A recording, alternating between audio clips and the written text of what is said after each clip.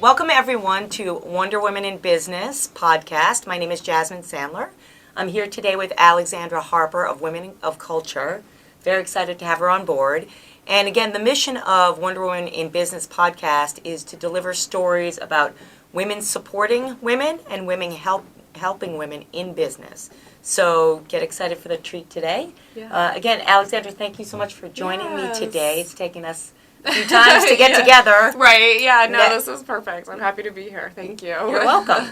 So I thought we would start by, I just gave a brief on who you are. Right. But I knew you're doing tremendous things to bring arts into the community and more importantly bring women together around the arts to make a difference. Yeah. So can you tell us a little bit about Women of Culture and how you started it and why? Yeah, sure. So Women of Culture is a community I started about 3 years ago to bring women together to experience the arts. And it's all about the idea that the arts are really a powerful tool for self-discovery, learning about the world, discovering new perspectives, and all things that can really help women empower and inform themselves. So we do 2 to 3 events a month, and we do a lot Pretty of things. aggressive. We're in the best city for it, and that was part of my mission in starting it, was also just to encourage myself and other people as well to get out and experience, all the amazing things going on in the city. And I believe the arts are really the lifeblood of New York. So I kind of feel like, if you're not engaging in the arts here, then why are you living here? Alexandra, I agree. So many times in New York we say we're going to leave, but the arts keep us here. yeah, it's so true. It's so true. Yeah. Yeah. So we do a lot of things like going to museums or galleries, performance events as well, always with some sort of social aspect, time to bond with the other women in the group, and then also to either meet or hear from the creator, so that you're getting another level of engagement and really having a chance to understand the art that we're experiencing.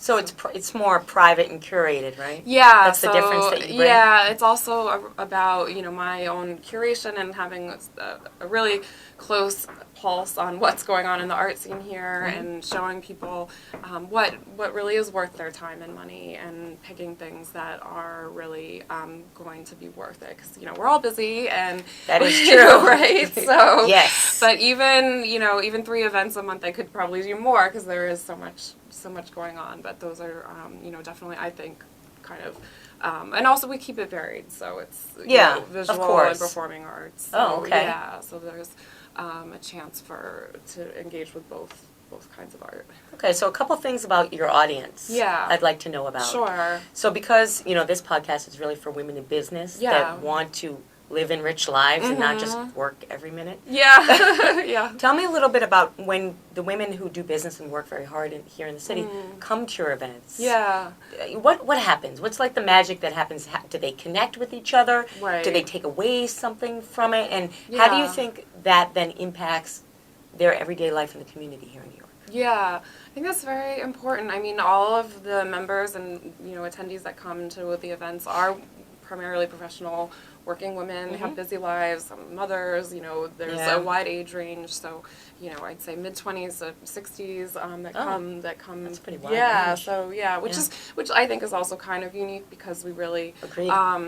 It's nice to have a chance to interact with women of different generations and learn from each other. But, so I think that really, as I mentioned, it's a chance to discover new ideas and perspectives, and maybe learn about an art form or an artist that you were not previously familiar with. I mean, that's always one of my favorite parts of the events, like having someone come who maybe has never really experienced modern dance, and then to see them. Sure, and I think a lot of people that have come repeatedly have, knock on wood, like, sort of trust my opinion, so they'll maybe try something that they might not have normally gone to on their own, and that can really like open up a whole new world for people. And I think, it is a form of personal development, because it is a way of learning and, continuing to grow and being open and being, you know, encouraging open-mindedness and critical thinking as well. So, you know, all That's of our... interesting. Yeah, I mean, Yeah. I think all of our events, we, you know, after we go to performance or exhibit, we talk about it. What did we like? What did we dislike? You know, what are our thoughts about it? And another thing I really like is I think the arts are great for introverted people. Well, which, yeah. yes. Yeah, which I Yes. kind of consider myself. Most artists that I know, I'm very much involved with the artist community. Yeah. A lot of them are introverted, so. Right, Yeah. and I think this group, I've noticed in the community, there's a lot of women who might be a bit more shy, but it's a way for them to discover their voice and kind of... That's great. Yeah, and, you know, have a chance to, and I think this is part of what I love about the arts, too, because it helped me to be able to say, well, no, you know, I like this, no, I don't like that, and kind of, Right. you know, just develop, you connect to yourself while also, you know, connecting to the world around you. So. Yeah, that's really interesting because we talk a lot about that, and you know what I do, and some of the women that I deal with, it's all about becoming your true self and finding your passion, and then having impact through your passion and being happy in what you do. Yeah, so it's very important. So you know, I want to get a little bit deeper. Yeah, because I love what you're doing. Thank you. You know, it is really good on so many levels. Thank you. You're welcome. Because I love the arts, you know, and I think most women do. Yeah, I we think tend to be a little bit more creative. Yeah.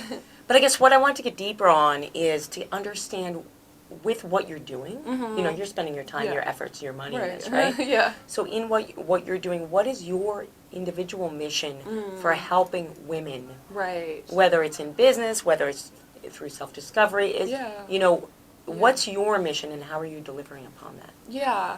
I think my mission is actually quite large. I mean, Good. I think, you know, it's like you got to start small, you got to start somewhere. Good point, and, good point. you know, I like getting this podcast to work. Right, exactly, yeah. It's like everything, you know, everything makes a difference. I you know, I have to believe that, you know, even a small community can change the world. I think that's like a Margaret Mead quote or whatever, you know. So for me, you know, I think, as I mentioned, it is definitely about empowering, inspiring, and connecting women in the city, you know, starting here, hopefully broadening and, you know, going... Right, one step at a time. Yeah, exactly.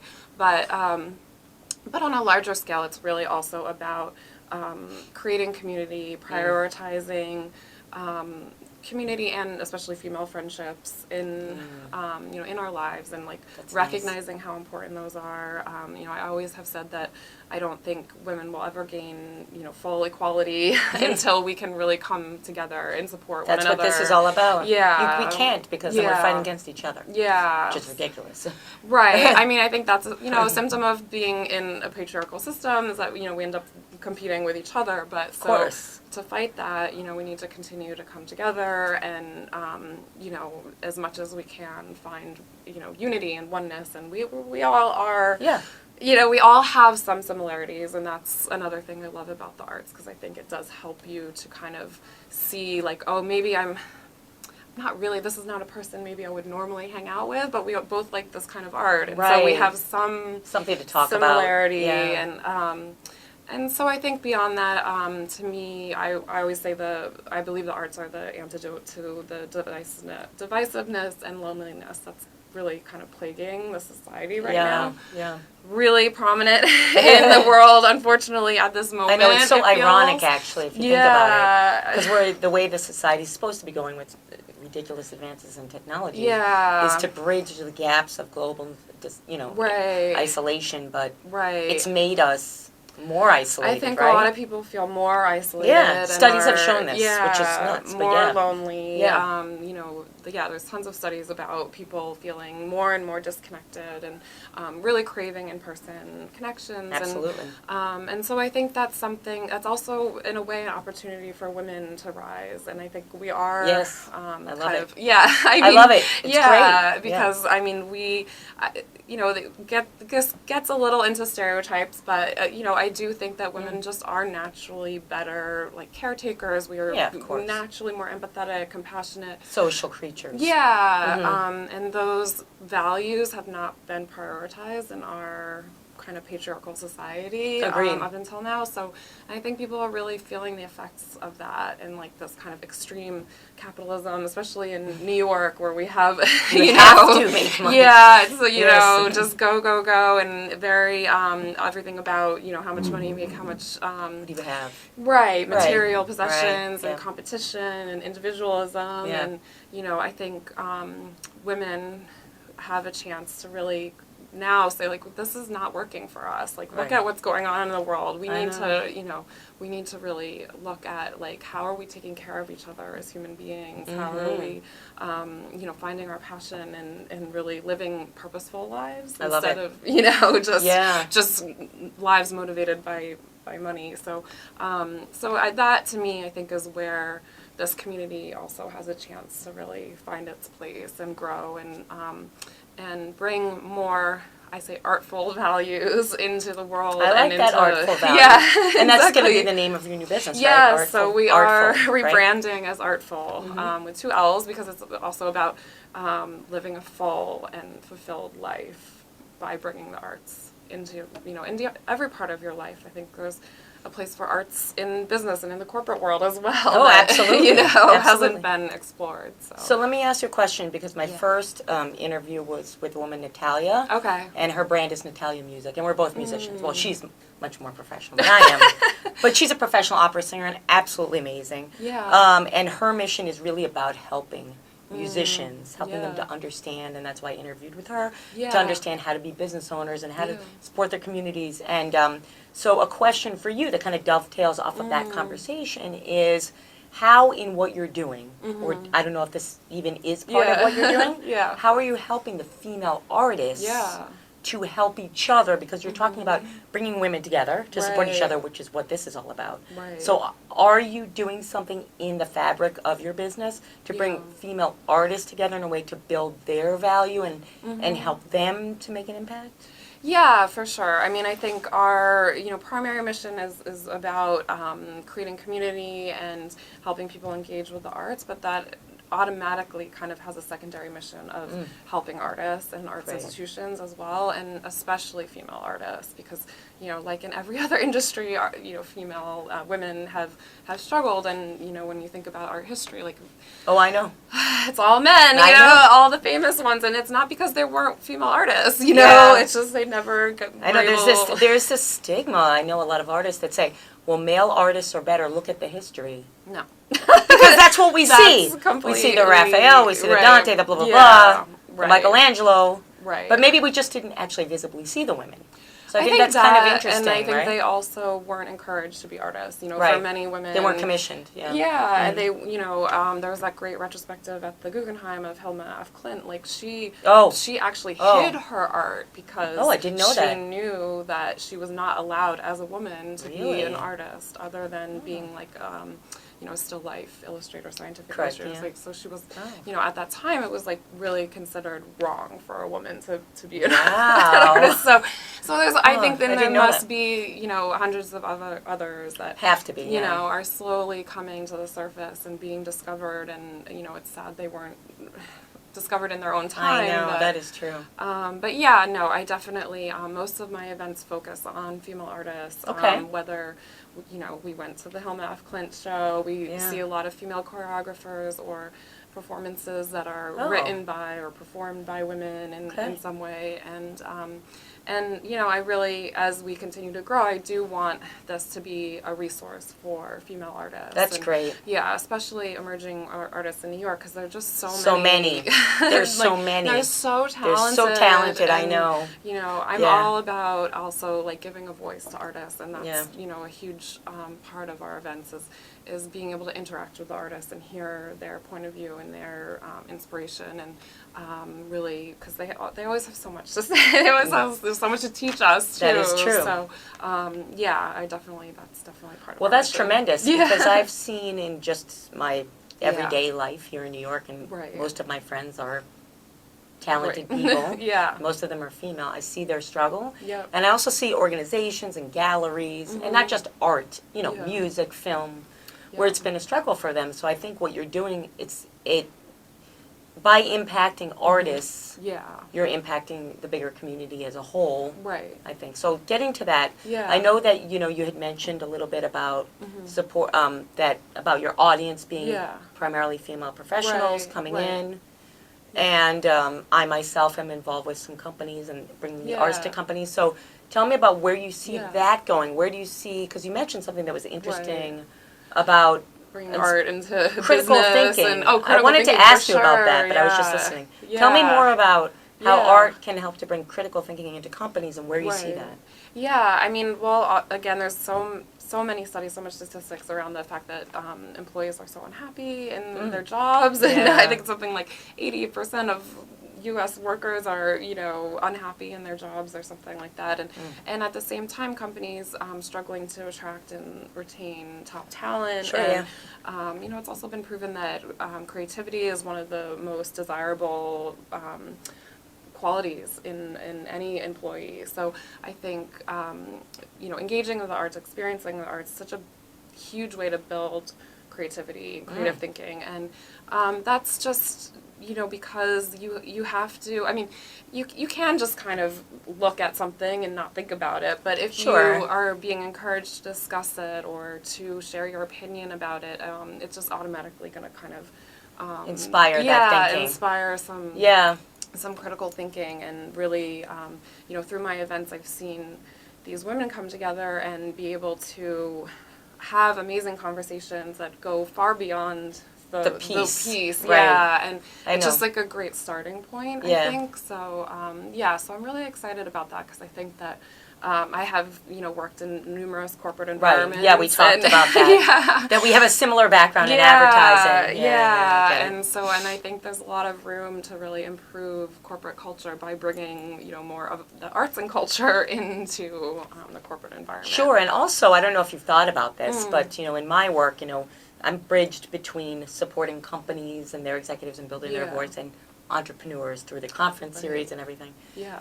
And the individual female entrepreneurs, they definitely can strengthen themselves and as well as strengthen their employees, even if they have a small employee group, by inspiring that creativity. Yeah. Because at the end of the day, every company that I've seen succeed, and I'm talking about the small growth businesses, they succeed through innovation. Yeah. Right? And I think that what you're doing has a part to play in that innovation. Yeah. Right? Yeah. So my point is, I think that, on the corporate side, considering that to aid in that improving employee satisfaction, as you mentioned, but also on the entrepreneurial side, where do you see it helping female entrepreneurs? Because there must be a large base of people that sign up for Women of Culture, right?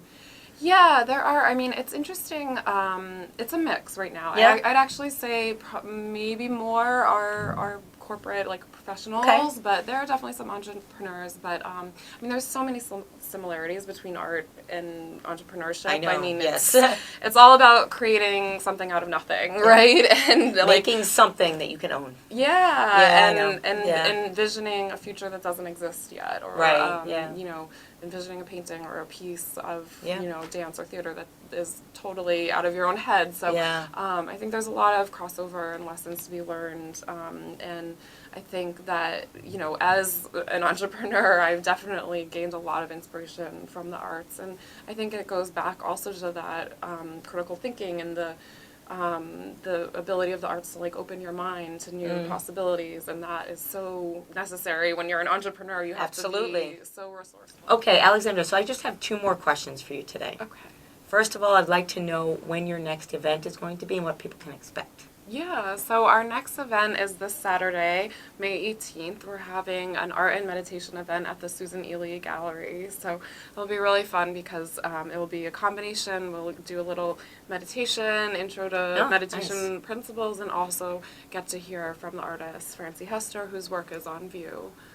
And then on June 2nd, we're going to be doing a tour of the Lower East Side street art. Fun. June 4th, we're going to see Kiss Me Kate on Broadway. So we have a lot of really great stuff coming up. Nice. Okay, and then the last question is, so how can people get tickets and attend and meet meet you and meet me because I'm coming. Yeah, exactly. Especially the street one. I know, yeah, the street art music. So it's womenofculture.org, and all the events are listed there. You can sign up for our newsletter. You can also follow us on Facebook and Instagram, Women of Culture NYC. So, yeah, I hope to see you all there. Thank you so much for being on. Yeah, thank you. Okay.